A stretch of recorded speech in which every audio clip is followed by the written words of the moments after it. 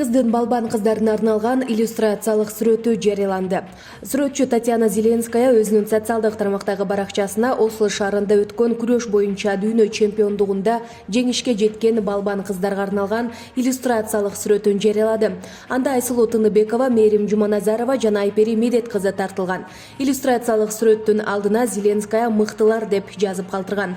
Эске салсак, Норвегия өлкөсүнүн борбору Осло шаарында өткөн дүйнө чемпиондугунун финалдык беттешинде Айсулуу Тыныбекова америкалык Кайла Колина Киокчуда аттуу балбан кызды 7-0 эсебинде жеңип, экинчи ирет катары менен дүйнө чемпиону аталды. Ал эми 8-октябрга караган түнү дүйнө чемпиондугунун финалында Мээрим Жуманазарова япониялык балбанды жеңип, дүйнө чемпиону аталса, Айпери Медет кызы 76 кг салмакта украиналык балбан кыз менен келип, 12-1 эсебинде жеңип, коло медаль тагынган. Булак Сокол Медиа. Бириккен күрөш дүйнөсү уюмунун Кыргызстандык экстра класстагы калысы Мейрамбек Ахмедов эл аралык карьерасын жыйынтыктады. Бул тууралуу ал Ослодо өткөн дүйнө чемпионатынан кийин расмий билдиргенин Кыргызстандын күрөш федерациясы Instagram баракчасына чыгарды. Видеодо залдагы күйөрмандар Мейрамбек Ахмедовдун мыкты иши үчүн туруп колчу абузатышканын көрүүгө болот. Кыргызстандын күрөш федерациясы айтылган куттуктоолорго кошулуп, Мейрамбек Ахмедовго бекем ден соолук, узак өмүр каалаган. Бүтүндөй Кыргызстан сиз менен сыймыктанат. Биз спорттук арена сиздей мыктыларга муктажбыз. Сиздин бай тажрыйбаңыз, билимиңиз жана чеберчилигиңиз калыстарга, спортчуларга жана машыктыруучуларга алга умтулууга, медаль утууга жана Кыргызстандын даңкын чыгарууга жардам берет. Сизге терең таазим деп айтылат федерациянын билдирүүсүндө. Ахмедов олимпиадалык категориядагы калыс, ошол эле учурда олимпиаданын күмүш медалин уткан Канатбек Бегалиев менен Акжол Махмутовдун жеке машыктыруучусу болуп саналат. Мындан сырткары ал дүйнө, Азия чемпионаттарынан байгелерди уткан бир катар балбандарды тарбиялаган. Булак Спутник. 10 октябрь күнү Каба уулу Кожомкул атындагы спорт ордосунда ырчы Айгерим Расул кызы келем сагаттуу жеке концертин өткөрдү. Бул концерт Айгерим Расул кызы үчүн кош майрам болуп туулган күнүн да белгиледи. Тагыраагы ырчы айым бул күнү 30 жашка толду. Айгерим Расул кызынын туулган күнүн куттуктап сахналаш достору Сайкал Садыбакасова, Нурлан Насип, кош жылдыздар Аваз Акимов жана Айдана Дека, Малика Дина, Данияр Ирматов, Алмаз Шадаев, кыз Сайкал Кабылова келди.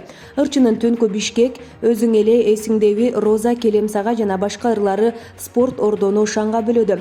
Ырчы айым атасы Расул Маматкулов жана сиңдиси Аяна Расул кызы менен биргеликте күйөрмандарына ыр тартуулашты. Айгерим Расул кызы бул жолку концерттин өзгөчө өткөндүгүн белгиледи. 12 түрдүү образда даярданганбыз, бирок экөөсүнө жетишпей калдык. Ал эми концертке жеткен каражат сыр бойдон эле калсын, деди ырчы айым. Айгерим Расул кызы маданияттын мыкты кызматкери төш белгиси менен сыйланды. Дээрлик 3 саатка созулган концерттик программа көрүүчүлөрдү кызыктырган оюн зооктор менен коштолду. Булак Суперкейжи. Өлкө башчы Садыр Жапаровдун карындашы Кыргызстан сулуусу 2020 аталган Лазат Нуркожоева шаардагы тойканалардын биринде 21 жаш туулган күнүн белгиледи. Лазат Нуркожоеванын туулган күнүнө жакындары, курбулары, достору жана шоу-бизнестин айрым өкүлдөрү катышкан. Ал туулган күнүндөгү эң баалуу белек жаңы үлгүдөгү iPhone 13 смартфону болгонун айтты.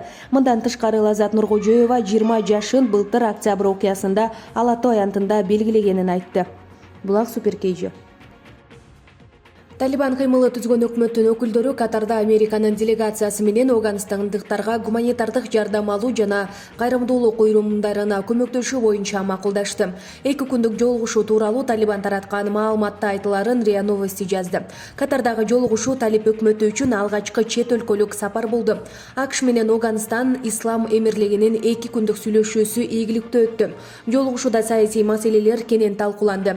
Ислам Эмирлиги Доха келишиминин толук маселени чечүүнүн эң жакшы жолу деп эсептейт. Ошол эле учурда Ауган делегациясы гуманитардык жардам саясий маселелер менен байланышпашы керектигин белгилеген. Мындан тышкары делегациялар дипломатиялык мамилелерди жакшыртууга күч аракет жумушай турганын айтып, ушундай жолугушууларды дагы өткөрүп турууну макулдашышты.